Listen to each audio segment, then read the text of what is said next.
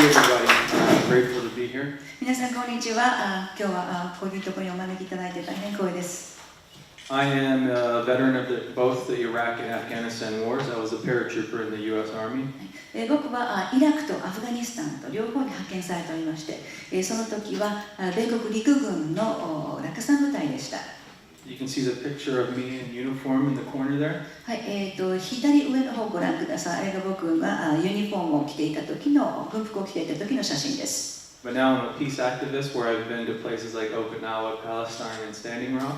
今は平和アクティビストとしてですね、いろんなところに行ってます。例えば沖縄とか、パレスチナとか、それからアメリカ国内ではスタンディングロープにも行きました。And I document my work at the Peace Report where I've gotten over 43 million views. こうした自分の経験をピースレポートというウェブを通じた媒体を通じてですね、今430万人ぐらいの視聴者がいて、僕の活動を見ていてくれます。And I organize with many of these organizations, but this one focuses on post 9/11 veterans. それから個人的にはこういった3つの平和団体と関わっておりまして、ベテランズフォーピース、それからグローバルネットワーク、それからアバウトフェイス。アバウトフェイスの方は9.11 以降の若い退役軍人を対象としたグループです。I was born in West Germany on a U.S. military base. This is a photo of Berlin. 実際僕はですね、東西ドイツが分かれていた頃の西ドイツの米軍基地で生まれました。Then I also lived in South Korea, and this is a photo from space. はい、それからもう、韓国にも住んだことがあります。これはやはり上空から撮った朝鮮半島の写真です。This is the military budget of the United States. これが米国のですね、軍事予算なんですけど、ちょっとご覧ください。What you might hear in the U.S. is just the Pentagon budget. はい、皆さんが普通メディアでお聞きになるのは、ペンタゴン、つまり国防総省が割り当てられる予算の件なんですけども、それが約700ビリオンです。7億ドルですね。But it doesn't include things like nuclear weapons spending or the actual war budget among all the other things. ところがその他、すみません、7000億ドルですね。で、その7000億ドルの他にですね、まだ追加でようなさまざまな予算があるんですね。それがまたその倍ぐらいあるということです。And we spend over $1 trillion every single year on the military. ということで、実際のその国防費はどれぐらいを使っているかというと、なんと総額1兆ドルを超えるお金を毎年米軍は使っているということになります。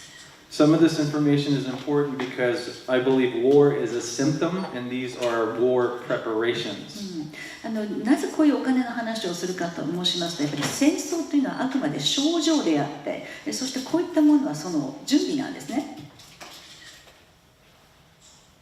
To compare to what other countries, the U.S. spends way more than all of the other countries right じゃあ、今まで述べてきた米国防省、米軍が使ってきたお金っていうのは他の国々と比べてどれぐらいかというと、その米軍以下の他の国々、ここに出しまった7カ国全部足してもまだ米国一国の方の軍事予算の方が多いということになっております。My country is a country of war. This is a timeline of the United States. はい、実はこれ、米国が1776年に独立してから現在に至るまでの年表をですね、幅で広い示したものなんですけれども、The red represents every year that the U.S. has been at war. この赤い部分というのは、米国が戦争をしていた年なんですね。And the green represents the years that we haven't been at war. で緑の部分は戦争をしていなかった時期なんですね。This is just a list of a lot of the wars. でその赤い部分、一体どういう戦争をしていたかということを全部こうリストに上げてみました。これぐらいの量の戦争を今までずっとやってきている国なんです。Real quick, many of these wars are against the Native Americans in the beginning of my country. そしてその米国という国が独立してからですね、最初の頃の戦争のほとんどはですね、先住民族の人たちとの戦いに費やされていました。America has about 800 military bases around the world. 現在ですね、米国はアメリカという国以外にですね、800の海外基地を有しています。Germany holds about 180 bases. ドイツには約180近くの米軍基地があります。Japan has about 120 now. はい、日本には約120の米軍基地があります。South Korea is still at 83. 韓国には83カ所米軍基地があります。But as you can see, we have bases just everywhere around the world. でもこの地図でご覧になりますってお分かりのようにですね、米軍基地はもう世界中に散らばっています。With these bases, it's easy to start a war anywhere. こういう状況をご覧になれば当たり前ですよね。どこでもやろうと思えばいつでも戦争ができるという状態になっております。Just to compare, if you add all of the world's bases, overseas bases, you only come to a total of 60 at most. はい、先ほどご覧いただいたのはアメリカがアメリカの国以外に持っている、海外基地だったんですけども、今度はアメリカ以外の国々が自国の外に持っている基地の数を足してみるとどうなるかというと、せいぜい40か60カ所ぐらいなんですね。Just real quick, this is a photo of Baltimore, an elementary school this past winter who could not afford to turn their heating on. はい、ちょっとサクサクといきたいと思いますけども、この右側の写真、これはボルチモアのとある小学校の写真なんですけども、この小学校では本当にお金がなくって暖房費も賄えない、それで子どもたちがこのように防寒具を着て授業を受けているという写真です。I highly doubt that any of these 800 military bases have that problem. でもこのような海外に散らばっている800の基地の中の小学校では同じような問題はないはずですよね。And this is what that money looks like. そしてそのお金を実際に具象化してみると多分こんな風に見えると思います。This is an aircraft carrier. これ軍艦ですよね。で、いっぱい軍用機を搭載しておりますけれども。I wonder how many this one ship can kill. 一体この船一隻で何人の人を殺すことができるでしょうか。This is also one of the aircraft carriers that were sent to Korea recently. こういったものがですね、最近韓国にも送られています。For the Iraq War, I was in Iraq in 2006-2007 when President Bush announced the surge. さあ、でイラク戦争の話に移りますけども、2003年ですね、ブッシュ大統領がイラクに侵攻を決めたとき、私はその頃からもイラクにおりました。I was also in Afghanistan when President Obama announced the surge there. それからオバマ大統領がアフガニスタンへの軍の増強を宣言したときにはもうそっちにも行きました。If you saw the map from the other journalist, he said that 2006-2007 was like one of the most high. They had more deaths that year. 先ほどの方がいろいろなチャートを示してくださいましたけども、やはりその増強が始まると死者の数もドーンと上がっていたということが先ほどの資料でお分かりだと思います。And I would also say this is the second Iraq war because the first one we called the Gulf War. で実際このイラク戦争とは第2イラク戦争ですね。第一次イラク戦争っていうのは以前湾岸戦争と呼ばれていたものですね。And I want to tell you a short story about the build-up to this war in 2003.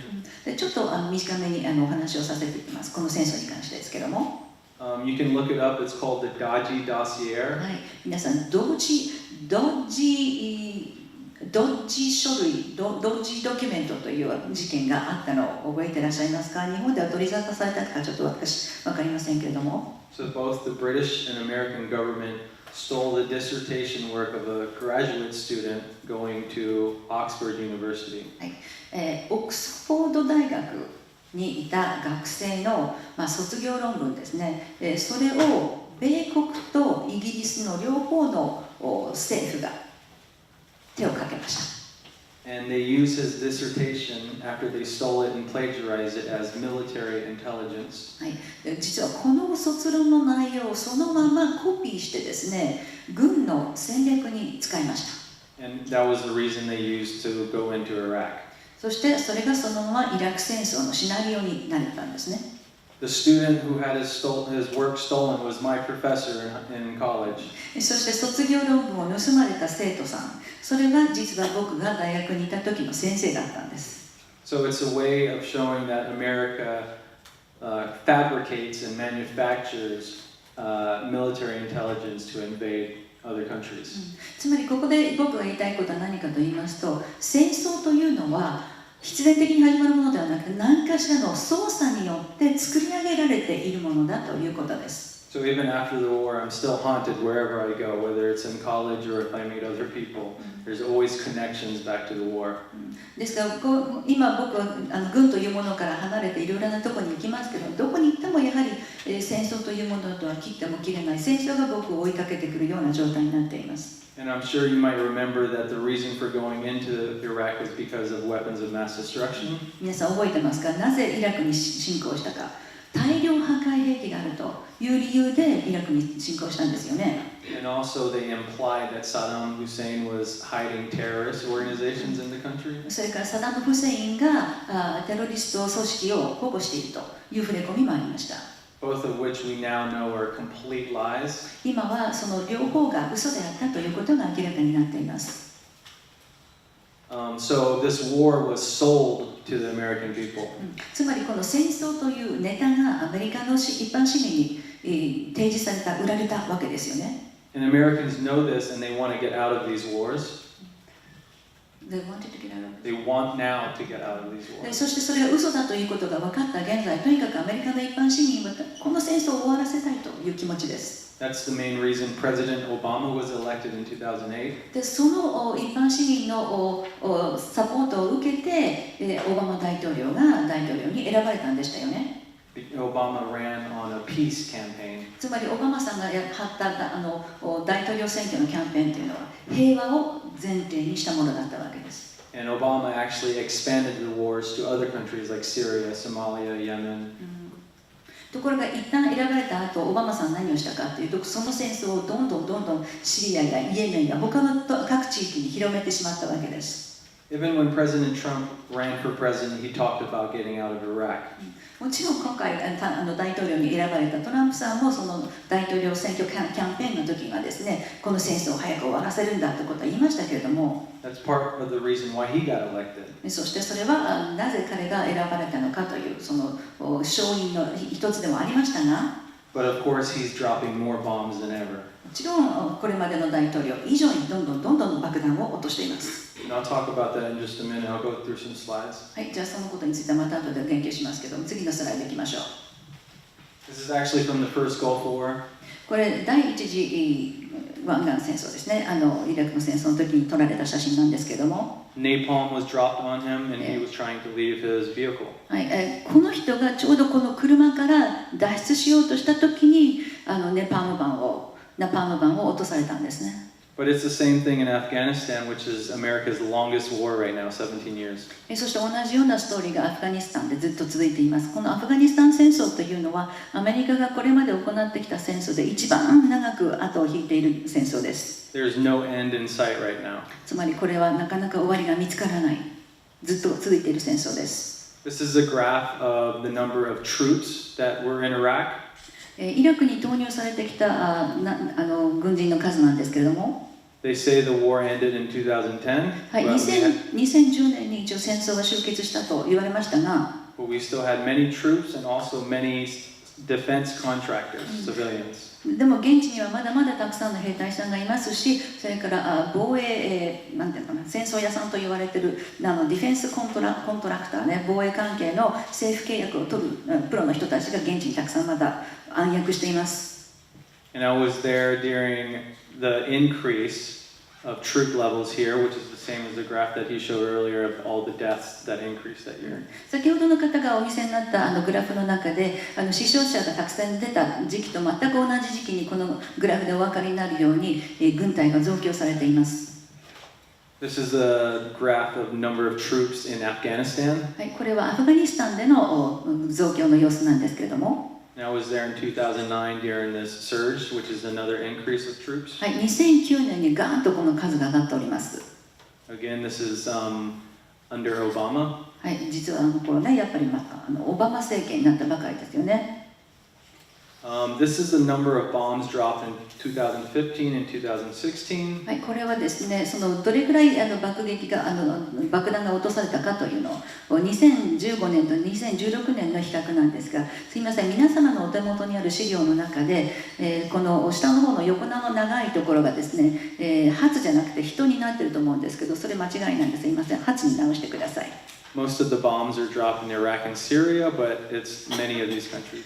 はい、ほとんどの爆弾はシリアとイラクに落とされているんですけども、実は他の国々も影響を受けています。In just 2015, the U.S. dropped 23,000 bombs. はい、2015年にはですね、全体で23,000発以上の爆弾を落としています。In 2016, the U.S. dropped over 26,000 bombs. そして1年後にはなんと26,000発以上落としています。And last year, the number I believe is over 32,000 bombs. それで実際2017年、ここには示されていませんけれども、去年の例ですと、32,000発以上の爆弾が落とされています。And this year, I think we're on track to drop more than 36,000 bombs. 多分今年は36,000発台になるだろうと言われています。Just so you know, the last 5 presidents of the U.S. have dropped bombs in Iraq. そして皆さんご承知と思いますけれども、この過去5人のアメリカの大統領たちは皆イラクを、いろんな国ですね、イラクが特になんですけども爆撃してます。This shows the use of drones being used exponentially. はい、その攻撃の中身なんですけども、最近の特徴はこのドローン攻撃が増えています。その増え方がちょっと異常なんですね。This also has to do with the advancement of the technologies used. もちろんそれはどれほどそのテクノロジーが発達したかということに裏付けされているわけですけれども。It just becomes easier and easier to press a button and drop a bomb. そして爆弾一つを落とすのもですね、たったボタン一つだけで済むという非常にそんな簡単な操作でできるようになってしまったわけです。Who knows what the next president will do? さあ次にアメリカ大統領に選ばれる人は一体どんな風にするでしょうね。Famous World War II veteran who has a quote that says, "How can you have a war on terrorism when itself is terrorism?" はい、この方非常に有名な第二次世界大戦の退役軍人の一人なんですけども、彼はこう言っています。戦争自体がテロなのにどうやって対テロ戦争をできるのかという言葉を残しています。Noam Chomsky has a quote that says, "Everybody's worried about stopping terrorism. Well, there's an easy way. Stop participating in it." でノーム・チョムスキーさんがこういうこともおっしゃってますね。誰もがテロを止めたいと思ってる。一体どうしたらいいのか。それは簡単だよ。早く手を引けばいいんだよ。言ってます。Many Americans are waking up to this reality that whether it's terrorism or militarism or legal or illegal, it doesn't matter. It's the same. 最近アメリカ人がやっと気がつき始めたんですけども、このテロリズムというものとミリタリズムというもの、やってる内容は全く同じじゃないですか。テロの時は違法行為だと言い、軍を使った時はこれは合法的な行為だと言っているけれども、その実はどっちも同じじゃないかということに気がつき始めています。Just to be clear, these buildings are exactly the same. ご覧になって分かるように、その建物、壊されている建物、どっちも同じものですよね。This is a friend of mine that I met in the peace movement. この人は実は僕の友人の一人なんですけども、これまでやってきた平和活動の中で出会った人なんです。He is what's called a drone whistleblower who is trying to expose this system of killing. 彼はかつてドローンを操作していた人で、その自分の仕事から内部告発をした人なんですね。He says, "In this war on terror, we have become terror. Drones are heartless by design, and the act of killing through them can become routine and bureaucratic." はい、実際にドローンの操作をやっていた人がこのように言っています。僕らは対テロ戦争でテロになった。無情なドローン殺人はお役所仕事のように慣例化したというふうに述べています。And if anybody wants to contact him for an interview or the next few slides of veterans I have, you can contact me and I can get you set up. でもしこの会場にいらっしゃる方々の中でこの人やあるいはこれからお見せするスライドに出てくる方々に、個人的にコンタクトしてインタビューしたいという方がいらしたらどうぞ僕に聞きに来てお話をください。Here's another friend who he's been to Japan, he's done a speaking tour 2 years now. この人は過去2回ですね、このスピーキングツアーに参加してたベテランズの一人なんですけれども。And he said he has a quote that says, "I became the very thing I was sent to fight, which is a terrorist." テロと戦えと言われて戦地に行ったのに気がついたら僕がテロになっていたと言っています。There is a study from the United Nations that came out last year called The Journey to Extremism in Africa. はい、昨年ですね、国連から発表された研究の結果なんですけども、テロリズムに関する国連報告、特にこれはアフリカについて書かれておりますけれども、And it came to the conclusion that over 70% of people who have become extremists or terrorists say that the reason they become a terrorist is because of one, they either had their family members bombed or killed, or they had their family members illegally detained by America or NATO forces. テロになった人たちにどうしてテロになったのかという調査をしました。テロリストになった人たちの7割はいいですか、テロリストになった人たちの 70% は家族を殺されたとか、あるいは家族の一員を不法に逮捕されたとか、そういう経験がある人たちなんですね。そういった人たちが、テロリストになっていくということが伺えるわけです。I think we should all ask ourselves what we would do if we had one of our family members killed by the government. どうなさいますか、皆さん。ご家族の誰かが政府に何の理由もなくしょっぴかれてしまったら、皆さんどんなお気持ちになりますか？This is another veteran I know in the peace movement, Vincent Emanuele. 彼もですね、僕の活動の中で知った一人なんですけど、ヴィンセント・エマニュエルという人です。He was an infantryman in the U.S. Marine Corps. 彼はアメリカの海兵隊でですね、歩兵部隊の一人だったんですけれども、So when ISIS was created, he wrote this article called I Helped Create ISIS. でこの記事の中で彼は何を言ったかというと、イスラム国の誕生には僕も一役買っているということを語っています。You might know that many of the leaders of ISIS were previously detained or had many of their family members killed by American forces. 皆さんご存知と思いますけど、このイスラム国の主要メンバーになっている人たちのほとんどは自分自身が不法に逮捕されたり、あるいは自分の家族たちが米国に殺されたりという経験のある人たちなんです。In this article, he talks about his experience in Iraq.illegally detaining innocent people, killing innocent people, breaking into their homes, scaring their family members, and so on. そう、彼がイラクにいた時に、米軍としてイラクにいた時に何をしていたかというと、イラクの一般市民の家に押し入って、イラクの一般市民の人たちを逮捕したり、脅したり、不法に拷問したり、殺したり、そういうことをやっていたと証言しています。And my main point is that terrorism.is a tactic and it's a response. つまり僕がここで言いたいのは、テロリズムというのは具体的に最初にやらかすことではなくて、誰かがやったことに対する反撃なんですね。And you can't have a war on terrorism because it's a tactic. It's not an ideology. It's not anything. It's just a tactic. つまりテロに対する戦争っていうのが行われてきましたけども、これはある意味でこれ最初の攻撃なんですよね。後でテロを誘発するような最初の行為がテロに対する戦争だったのではないでしょうか。So how does this affect Americans? さあ、こういったことが一体今のアメリカ人たちにどんな影響を与えているかということを一つご紹介したいと思います。This is actually a police officer. この写真に出ている人は実は警察官なんです。I know he looks like a soldier. なんか軍人みたいに見えますよね。This is one of the ways that the wars come home.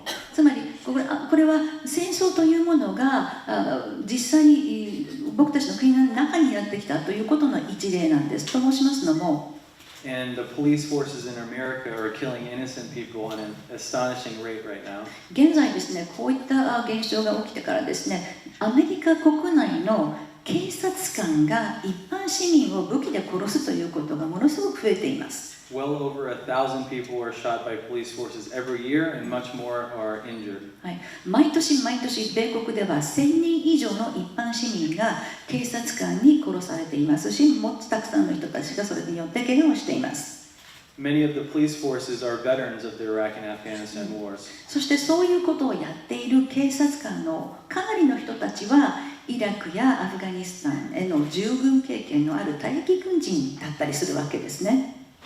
And this can also affect students and young people. そしてそういった悪影響が学生たちや年の若い人たちにも及んでいます。We are sending our old military equipment to our police forces, and they are using it on universities and even grammar and elementary schools. はい、軍で使っていた武器やこのような戦闘車両をですね、警察に払い下げるということ、安く払い下げるということが今米国で行われています。そしてその悪影響を普通の戦争と関係ない一般市民が被っているという現実がございます。This is a picture of the Gunsan Fugugo Tai. 皆さんこれ軍産複合体の図でございます。But it's hard to give a visual aid of it, so I came up with this graph. はい、皆さんによくお分かりいただけるようになんとかこう具象化してみたいと思ってこんな図を描いてみました。And it specifically shows how money flows through this industrial complex. はい、この軍産複合体のこの輪の中でですね、どういうふうにお金が回るかということを皆さんにご理解いただきたくてこれやりました。So you always hear about President Obama or President Trump increasing the military budget, which starts here. はい、そうアメリカの大統領オバマさんもそうです、トランプさんもそうですけども、軍の予算を増やしたというお話を聞きますよね。それがそこの政府の部分ですね。And then that money then goes to the Department of Defense, which is the Army and Navy and all that. はい、そしてその予算が国防総省に行きます。ペンタゴンに行きます。そのペンタゴンの中には陸軍も海軍も空軍も海兵隊も入ってます。And then that money then goes to the weapons makers like Raytheon, Boeing, Lockheed Martin, Mitsubishi Heavy Group. でそのお金がですね、武器への代金としていわゆる武器屋さんたちに行くわけですよね。ボーイングとかレイフィオンとか三菱重工とかそういうところにどんどんお金が行くわけです。And then they give that money to think tanks, researchers to come up with research to prove why they need to increase the money again. はい、でその利益の中からですね、寄付という形でこのシンクタンクと呼ばれる非営利団体にお金が回ります。でこのシンクタンクではいろいろなリサーチを政府の人たちの代わりに行ってあげるわけですよね。でもそのお金の出元がこういう武器屋さんたちですから、いずれはその武器屋さんたちが儲かるようなシナリオの結果をどんどん政府に流すわけですね。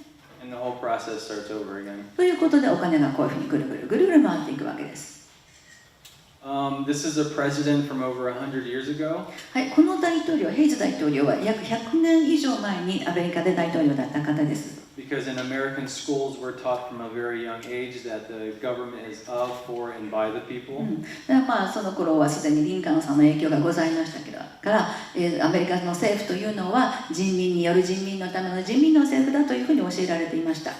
But this president realized a long time ago that this is a government of the people, or this is a government of the people, by the people, and for the people. No longer, it is a government of corporations, by corporations, and for corporations. ところが100年以上も前にこの方が気づいていたんですね。あの頃すでにこの人はこう言ってました。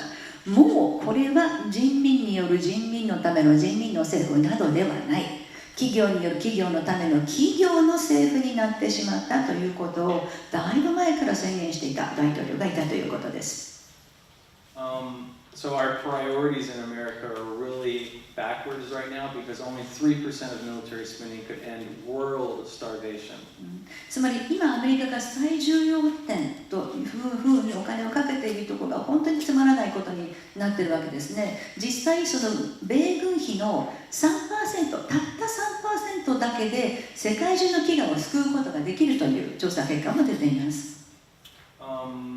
And this is the inequality levels of the world right now. The top 8 richest people have as much wealth as the bottom 3 billion people.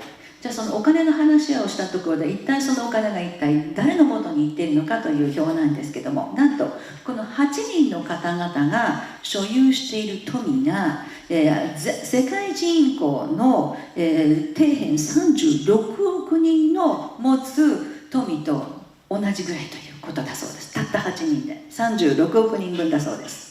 So America has the worst inequality levels in the world right now, but I believe Japan is number 2 right behind it. 多分米国の貧富の差っていうのは世界一ひどいと思うんですけども、その次2番手が日本じゃないかなとも思います。And learning about these inequality levels and my experience from war I've realized that my enemies aren't 6,000 miles away in Iraq or Afghanistan. でそういうことを学んだ上で考えるとですね、この現在抱えているこの不平等さの根源っていうもの、これを生み出す僕の敵というのは3600マイル先の地球のあっち側じゃなくて、もしかしたらもっと近いところにいるんじゃないかなと思います。My enemies are the top people in the world who are taking our resources away to actually solve the problems that we need to solve. つまり僕の本当の敵というのはこの8人の人たち、ね、世界のさまざまな資源のほとんどをこの8人で牛耳っているこの人たちこそが僕の本当の敵じゃないかなと思います。Many Americans understand this fact. でたくさんのアメリカ人の人たちはね、この現実を知っていますよ。But we feel powerless because we keep electing presidents who keep expanding the wars instead of ending the wars. でもかなりの米国人は自分たちの力がもう尽きてきた、無理かなという時間を持ち始めています。というのも、そうやって頑張って投票してきて選んだ大統領たちが結果的に逆にこの軍事費というものをどんどん増強する方向にあるわけですね。So I try to raise class consciousness with Americans when I speak to them. ですから僕がアメリカでこのような講演をやるときには必ずこの階級意識というものをちゃんと持ってほしいということを言います。Because it's the rich people who want Americans to hate the Arab people. 例えばこういった非常に裕福な層の人たちが一般のアメリカ人がアラブ人たちを憎むように仕掛けます。This is one of the best organizers in America right now, Jane McLevy. はい、この人はジェイン・マクリービーとおっしゃる方で、アメリカでは非常に高く評価されているオーガナイザーの一人です。She has a famous quote, if you want to just read it. Okay、じゃあ彼女のおっしゃったことを日本語で読ませていただきますね。職場でのストライキ、あるいは投票所での投票ですね。非暴力の市民的不服従をやること、そんな場面で戦略的に大衆を配置することを一般市民は唯一の武器としてきました。1% がすごい軍事力や政治力を持っていても、他の 99% は軍そのものなんですとおっしゃっています。Because the only people that have helped me has been other veterans. It hasn't been the government to help me or these politicians. 今まで僕のサポート的になってくれた人たちっていうのは他の退役軍人の人たちで政府でもなければその他諸々の政府関係者でもありません。It's been regular American people who's helped me, not the corporations. そしてまた僕のサポートをやってくれてる人たちというのはアメリカの普通の一般人の方々であって決して企業でもありません。So I'm trying to unite the American people, the ordinary people, the 99%, to realize who our real enemies are. そして僕はできればこうやって、他の 99% の人たち、アメリカの一般的な人たちを一生懸命こうオーガナイズしてまとめていって、戦いを仕掛けたいと思っています。One thing I want to talk about before I end is veteran suicides. この僕の話を終わる前にちょっと退役軍人の自殺に関してお話もさせてください。I know that Japan is trying to militarize their country, so this is kind of a warning. はい、日本がどんどん軍事化しているというお話をあちこちで伺うんですけども、そうなる前にちょっとこの自殺に関しての情報を皆さんにお知りおきいただきたいんですね。Generally speaking, because there's different genders and ages in the military and for veterans, but if you join the military, you're 3 times more likely to kill yourself. はい、退役軍人といってもですね、年齢層もまちまちですし、男性もいれば女性もいますけども、ただそれも全部人からげにしてですね、軍に入るとどういう変化があるかというと、軍人になってしまうと、その人が自殺という形で自分の命を絶つ可能性というのは、一般人のそれよりも3倍高くなります。Every single day, at least 20 veterans commit suicide. はい、毎日これ平均してですけども、少なくとも20名の退役軍人たち、元軍人たちは自殺しています。So by the end of today, most likely 20 veterans have killed themselves. つまり今日一日が終わるとですね、アメリカでは約20名の人たちが自分の力で自分の命を絶っているわけです。It doesn't matter if you've been to war or not, because even people who haven't been to war commit suicide. はい、この退役軍人の中にはですね、実際その戦地に行っていない人も含めてなんですね。ですから戦地に行っていない人たちでも自殺する可能性は高くなっています。But for people who have been to war, say like the infantry guys, they have sometimes 11 times higher rates of suicide. そしてその退役軍人で自殺した人たちの中身をよく吟味すると、前線基地に行って戦った経験のある人たちは他の退役軍人よりも11倍自殺率が高いと言われています。And the government doesn't teach us how to build peace. そして僕たちが軍にいた時も、僕の政府はどのようにして平和を構築していいかなんていうことは全然教えてくれませんでした。They teach us violence and violence only. 僕たちが受けた教育というのは暴力を行うこと、暴力をすること、それだけでした。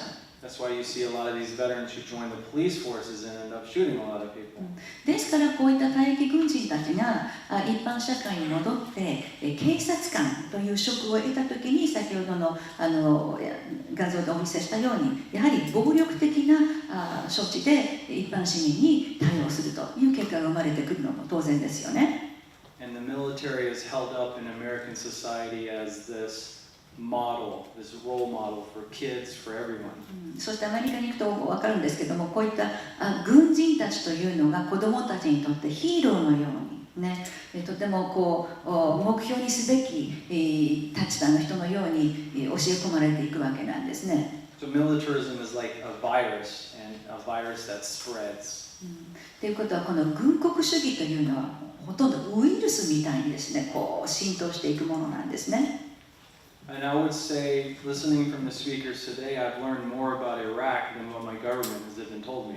で実際今日こうやって皆さんと一緒にこの場で、この前のスピーカーの皆さんのお話を伺った時に僕は軍人としてあるいはアメリカ市民としてアメリカにいた時よりももっともっと僕の政府から学んだよりもイラクのことを皆さんに今日教えていただきました。The American media does not talk about Iraq's political system. アメリカのメディアはイラクの政治システムのことなんか全然話題にしません。It doesn't talk about its infrastructure or where the food comes from. イラクの人たちのインフラどうなってるかとか、食料の供給がどうなってるか、そんなニュースもアメリカでは聞きません。It doesn't talk about the deaths or the cancer rates. それからイラクでどれぐらいの人が死んでるのか、どれぐらいの人ががんで苦しんでるのか、そんなニュースも一切聞きません。But it does talk about the bombs that we drop. でもイラクでどれぐらい爆弾を落としたかっていうのはニュースになります。That's the main focus, and that's what the American people are taught every single day for 17 years. アメリカの人たちっていうのはそういうことだけを知らされるんですね。過去17年間ずっとそうでした。Americans have no idea which countries we're bombing right now. で今の米国の人たちっていうのは一体どの国を自分の国の軍隊が爆撃しているのかなんか全然知りません。Many of the younger people, the students, the university students, have no idea we are still in Afghanistan. 大学やあるいはそういった若い世代の人たちがいまだに米軍がイラクやアフガニスタンにいるのかということすら知らないんですね。I've even spoken to active duty soldiers, and they have no idea about issues in Japan or Korea or anywhere in the world. そして今現役で軍人として働いている人たちと話をする機会もあります。でその人たちは実際ですね、日本のこととか韓国の問題とか一切わかりません。Have you heard of the THAAD missile system that was deployed to South Korea last year? 皆さん去年ですね、韓国に配備されたサードミサイルのことをご存知の方いらっしゃいますか？ Many of you know, right? たくさんの方ご存知ですね。Well, I was at a protest last year in front of the Osan Air Base in South Korea.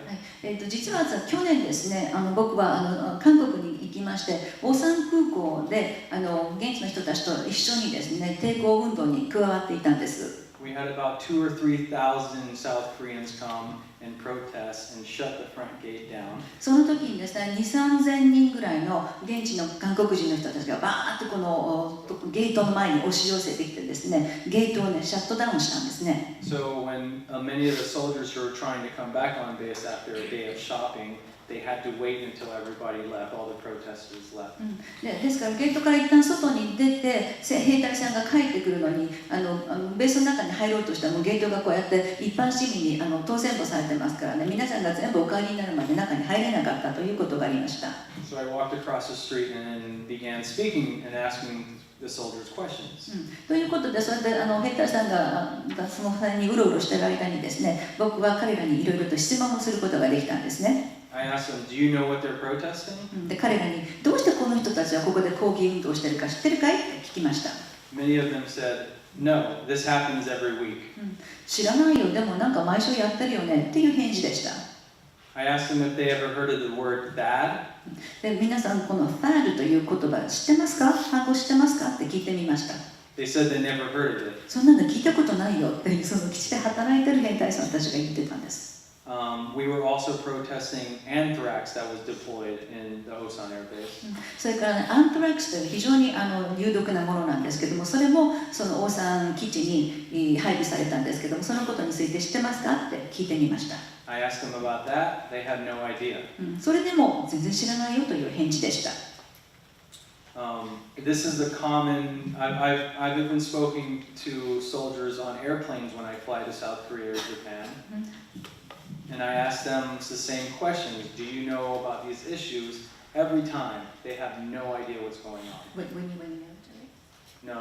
When I travel here, like in Japan or Korea, I see soldiers on the planes all the time. 僕最近結構この東アジアね、日本とか韓国に飛行機で飛んでくるんですけども、その空港とかでよく軍人さんたちと出くわすので、そういう人たちにやっぱりこの類の質問を聞いてみます。The soldiers, and I can speak as an ex-soldier, we live in a very tiny bubble. そのことで言えることは、この軍人というのはなんかこうバブルの中にいるようなものだということなんです。We are told every day that we are making the world a better place. 毎日僕らはですね、軍にいると、君たちはこの世の中を良くするために頑張ってるんだよって言われます。That we are protecting Americans, Koreans, Japanese. 僕たちはアメリカ人を、日本人を、韓国人を守ってるんだよっていうふうにも言われます。That when we are told this every morning, every night, every day. そして毎朝毎晩毎日こういう言葉をかけられます。And we only listen to the orders that is given to us from our supervisor, our bosses. でそういった今度は上から降ってくる命令、僕たちの直属の上司もそのまた上から降ってくる命令を僕たちにストーンと下ろしてるだけだからです。So the soldiers don't know anything, and certainly Americans don't know anything. そしてこのように兵隊さんたちも何も知らないわけですから、一般のアメリカ人たちも何も知りません。Which is the reason why I started the Peace Report. ということで、だったらっていうんで僕が始めたのがこのピースレポートというウェブリンクです。I have tons of information on that site, all the photographs, the pie charts, it's on the Peace Report. はい、皆さんここに行かれますと、さまざまな情報が満載ですので、今までお見せしたのも含まれています。パイチャートもあります。資料たくさん、写真も映像も含まれています。If you have any questions, you can contact me anytime. This is the website you can get my email address from. はい、このウェブサイトに行かれると僕にコンタクトのできる情報も入ってますので、ご質問のある方、ここが知りたいという方はぜひコンタクトしてください。I will be happy to create peace with you anytime. 皆さんと一緒に平和構築したいです。いつでもどうぞ。Thank you. ありがとうございます。どうもありがとうございました。